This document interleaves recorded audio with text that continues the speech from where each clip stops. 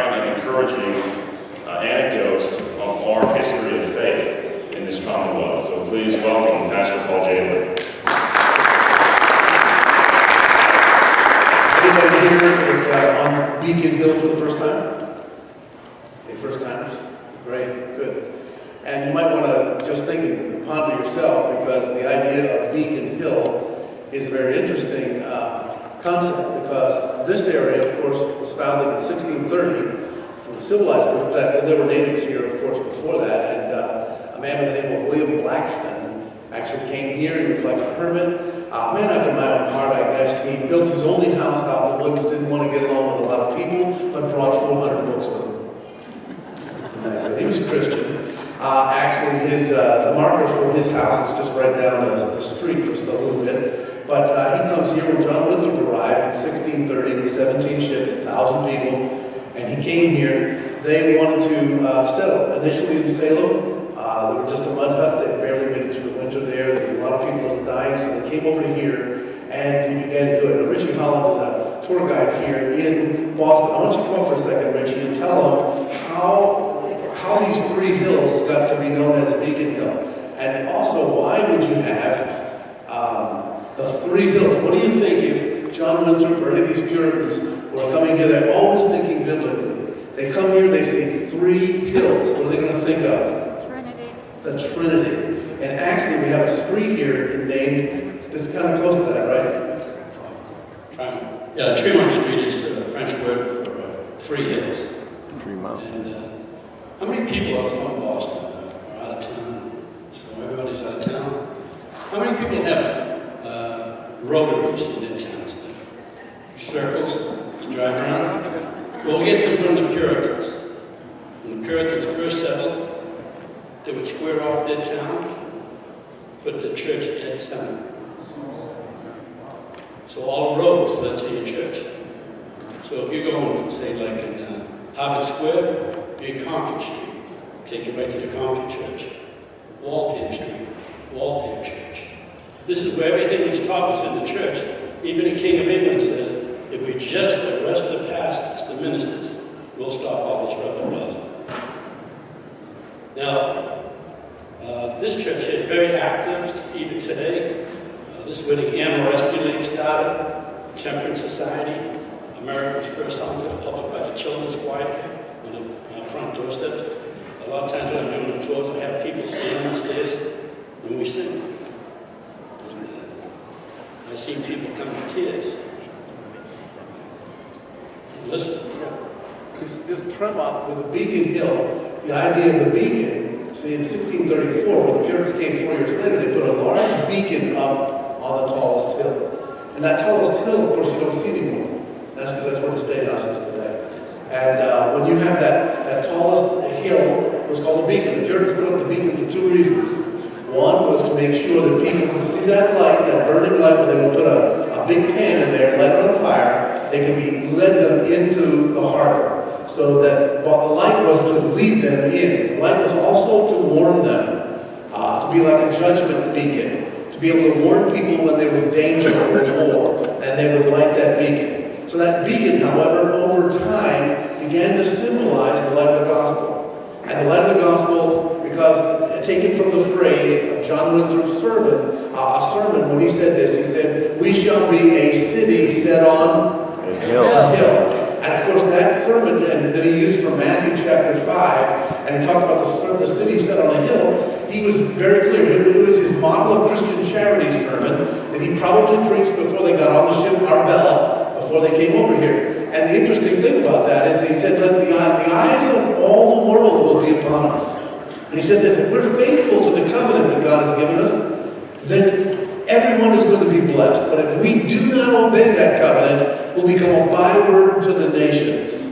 He said, we should have the fear of God on us to maintain that covenant clearly. Those words from his sermon are actually engraved on a large, I guess it's called a cement founder's monument, right here on the Common. And on one side you see these words from John Winthrop's covenant of 1630, the covenant that founded Boston to be a city set on a hill to give the light of the gospel. And here right on the corner of Boston Common, Park Street Church still is preaching that same gospel that gives the light of Jesus Christ to all the people that are here. So you have to keep that in mind, that Beacon Hill has a symbol with that. I'll just finish the story real quickly. I'll be doing a tour later on one of the floors. You'll get that announcement if you have time, you want to go and see some of the murals. I do tours here at the State House on a regular basis. But one of the things I'll tell you about with that beacon became such a symbol of the preaching of the gospel in Boston, that when the British came here to try to quell the American Revolution, as Richie was saying, we had over 100 years of scriptural preaching here in colonial New England. From 1660 to 1760, we have most of them already put on digital archives. You can read these sermons. And the sermons of the preachers were the most critical. The British knew this. And the number one list they had on their ships of people to arrest were pastors. They were going to arrest them. And when they came to Boston, there was a specific pastor they were looking for. If they could get this man and get him out of Boston, they would have been very successful. His name was Parson Cooper, or Samuel Cooper. And one of the reasons why he was so noted, just take a look at the people who sat in the first 5 to 10 pews of his church when they were growing up. Sam Adams, John Adams, James Bowdoin, Joseph Warren. We could go on, and here these individuals. Years ago, I had this thought in my mind. If all of these people stood for liberty and stood on principles, where did they get those ideas? Where did they? I wanted to know who their pastor was. I wanted to know what they were listening to in the sermon and the pews. I wanted to know what they were hearing. And not only was Samuel Cooper considered to be the patriot pastor of Boston in Brattle Street Baptist Church, but Samuel Cooper was also the one who was most hunted. He had 2 bodyguards on a regular basis from the Committee of Safety just to keep him alive. And there were patriots that you would know as household names from the Revolution that said they would go anywhere to hear Samuel Cooper preach. And this is interesting because when you look at the history of Beacon Hill, when the Revolution was over in 1790, the very first monument ever built to American independence was right here on Beacon Hill. See, when the British came to the Revolution, they tore down the Puritan beacon. They destroyed it because they did not like what was being preached from the pulpit. They desecrated the Old South Church. They burned the North Church, the Old North Church down. In fact, Richie, when you do tours and everybody wants to take a picture of the actual steeple where the lanterns were hung, you have to give them sad news, don't you? It's not what we know as the Old North Church today, if you go to it. Old North was the Church of the Mathis in North Square on North Street in the North End. They said over the years you couldn't see the steeple of the Mathis Church. And it took a rocket scientist from MIT to figure out you could see the steeple where Paul Revere put the lanterns. I would like to try to get that changed back to the Mathis, even though they designated Christ Church, which is never known in history as Old North. They didn't have nicknames. They were always proper names. So our history is a lot different. If you go next door to the graveyards, or even the graveyards in your town, the old ones, the very old graveyards, all the writing is on the west side of the stones. They're all faced with the feet facing east, so that day of the last judgment to be facing the rising of the sun. Now that's not S-U-N, that's S-O-N. It's a friend of mine, Jehle, mentioned. And you'll see this, even your town, your city, where you're from, your streets, your corners, your houses, your churches, have stories to tell our children. They'll fail to tell them in school. And to change it.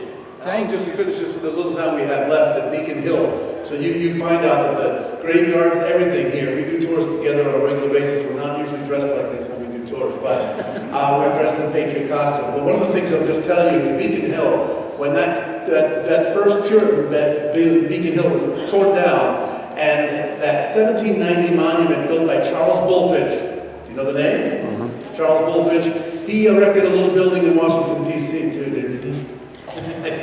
Called the Capitol. But anyway, the point is that Charles Bulfinch erects this and he does this specifically to the American Revolution, and he puts at the top a 3-dimensional bald eagle with his wings outspread, because his best friend was Charles Thompson, Secretary of the Continental Congress. And Charles Thompson is the one who issued the bald eagle as the national symbol for the United States. Ben Franklin wanted a turkey. John Adams wanted all Anglo-Saxons who had been given the common law later on with King Alfred. And Thomas Jefferson wanted the sea parting of the Red Sea for the Israelites. He had really become enamored, Thomas Jefferson, in his studies, that truly the American Republic has Jewish roots. And so he wanted the parting of the Red Sea. But Charles Thompson wanted the bald eagle because he said the eagle flew higher than any other bird and represented the interposition of divine providence. And that's what became the national seal. So Charles Bulfinch takes a three-dimensional eagle, puts it on top of the pole to symbolize Beacon Hill in this regard. That it's on the wing and rising, meaning the prayers to Almighty God, and God's intervention is what gave the United States of America its liberty. And therefore that bald eagle became the highest point on Beacon Hill when Charles Bulfinch did that. Then when they built the State House on that very spot 5 years later when they broke ground in 1795, and they then finished the original State House in 1798, they had to remove that pole. Because now, if you look up at the State House, when you go up the street here, when we leave, you go up the street house, you'll see the large dome. And of course, the original gold leaf on that dome was put on there by Paul Revere. And so that's his buddy, because his alter ego is Deacon Larkin. You borrowed Paul Revere's horse, right? No, I loaned him. You were loaning your horse, okay. And then I never got it back. You never got it back, okay. We won't go into our role playing, but the point is this. When you did that, you look up there, the original Beacon Hill was higher than that dome. Yeah, when you go out, you go up, so that's a lot of dirt to remove in 1811 when they pulled them out and pulled that down. But to make sure that bald eagle and the symbol of God being the source of our rights and our liberty would remain at the highest point on Beacon Hill, they took the bald eagle that Charles Bulfinch made for the 1790 monument, and they put it at the highest point, which is now the Senate chamber, inside that golden dome, at the highest possible point, and put a prayer in the beak of that eagle for us never to forget. And the prayer was, God save the Commonwealth of Massachusetts. So every senator looks at that when they deal with their business.